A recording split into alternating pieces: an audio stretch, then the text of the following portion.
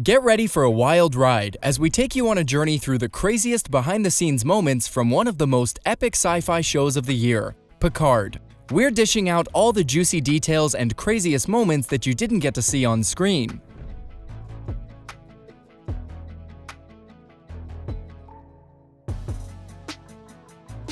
Let's quickly talk about the budget behind the iconic Star Trek franchise, specifically Star Trek: The Next Generation.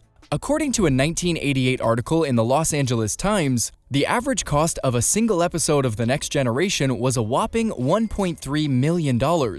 That's a lot of money, but let's break it down.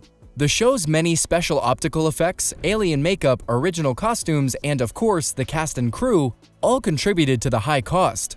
But even with a budget that large, Star Trek was always pushing the limits and trying to do more with less. As the franchise grew in popularity and the budgets got bigger, the production team still found ways to cut costs and make it work. Fast forward to present day and we have Picard, the latest installment in the Star Trek universe. Despite the advancements in technology and bigger budgets, the team behind Picard is still finding ways to be creative and resourceful with their spending. But what does that mean for the show? Well, it means that they're still delivering the same quality content that fans have come to expect from the Star Trek franchise, while also being mindful of their budget. It's a delicate balancing act, but they're definitely pulling it off. To make way for such a large budget, filming for Picard took place in California, which granted the series bigger tax credits. It allowed the production team to create an even more immersive experience for viewers.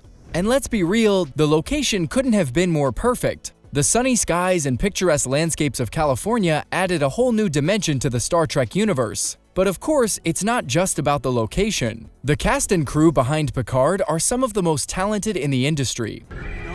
No, he's got full control of the ship! Captain, we're losing control of our ship's security system. Get the force fields back, now! I tried to, appear to be calm. Oh, you during were that so whole cool. thing. Oh my God. From the writers to the actors, everyone involved in the show is deeply passionate about the Star Trek universe and bringing it to life in a whole new way.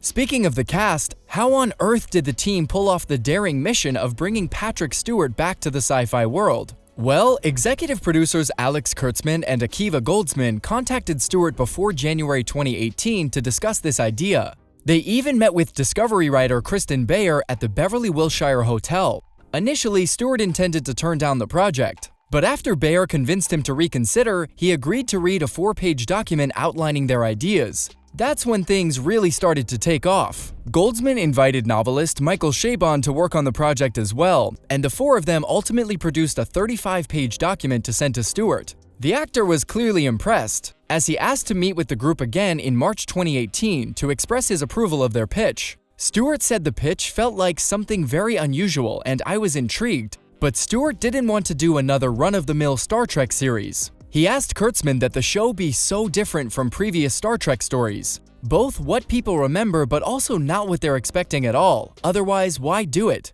And we have to say, they delivered on that promise. Picard is unlike anything we've seen before in the Star Trek universe, and fans are absolutely loving it.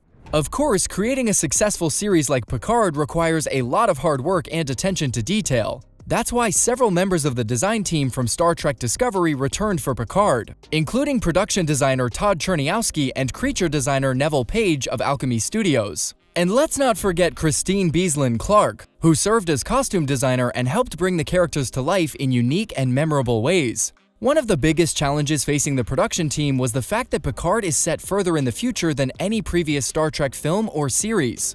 Executive producer Alex Kurtzman acknowledged this fact. He explained that production was aiming for a grounded approach, rather than relying on crazy floating skyscrapers and all the cliches of science fiction. This approach helped make the world of Picard feel more realistic and relatable, even as it explored bold new frontiers. Plus, with the advancements in CGI, each season will be bigger and better. The opening title sequence is also a crucial part of any successful series. For Picard, the team turned to Prologue, the company that created the Discovery opening sequence. The result is a stunning opening credits sequence that perfectly captures the tone and style of the series, while also setting the stage for the adventures to come. All in all, the design and production teams behind Picard have done an incredible job of bringing this unique and exciting vision to life. Was that you in my head? Right. No, he's always like, please don't call me sir. Like whenever anybody tries, he's like, please, that's just... From the costumes to the sets to the special effects, every aspect of the show feels carefully crafted and expertly executed. And we can't wait to see what they come up with next.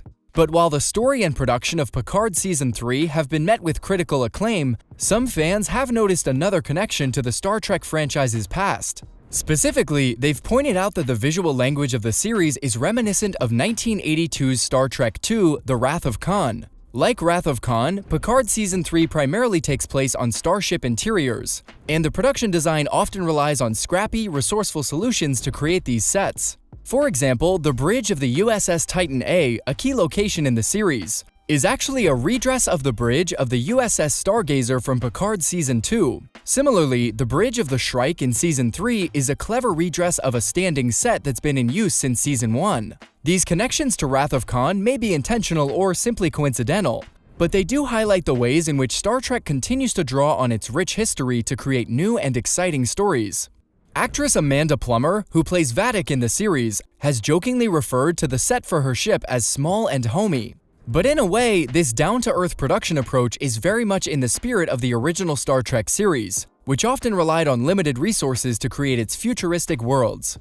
Whether you're a longtime fan of the franchise or a newcomer to the world of Picard, there's no denying the impact that this iconic series has had on popular culture. And with Season 3 already shaping up to be another thrilling adventure, it's clear that the legacy of Star Trek will continue to inspire and excite audiences for years to come. Fans of the Star Trek franchise may be excited to learn that director Leah Thompson has been involved in the production of Picard Season 3. Thompson, who is perhaps best known for her role in the beloved Back to the Future trilogy, directed a few episodes of the series last year. And according to cast member Jerry Ryan, she brought a contagious energy to the set. In a recent interview, Ryan, who plays 7 of 9 on the show, spoke highly of Thompson's enthusiasm and fun-loving attitude. "Just the energy and the mood on set is so just light," Ryan said. "She's just a lovely energy to have around, and she's a fan, which is fun, and we were all fans of hers from Back to the Future. And I think she kind of knows the time travel bit. She gets it." It came as such a surprise because I certainly never expected that I'd be revisiting this character. I thought I'd said goodbye to her a long time ago. Shrike, it's retreating. We're sinking, Captain. So we've learned that the scrappy production design of Picard Season 3 is reminiscent of the original Star Trek series, and is a continuation of the Trekkie tradition. We've also discovered that director Leah Thompson's involvement on the show has brought a fun-loving and enthusiastic energy to the set, and her past experience with time travel in Back to the Future has added to her understanding of the show's themes. From big budgets to set redresses, these have been the craziest behind-the-scenes moments from Picard. Live long and prosper.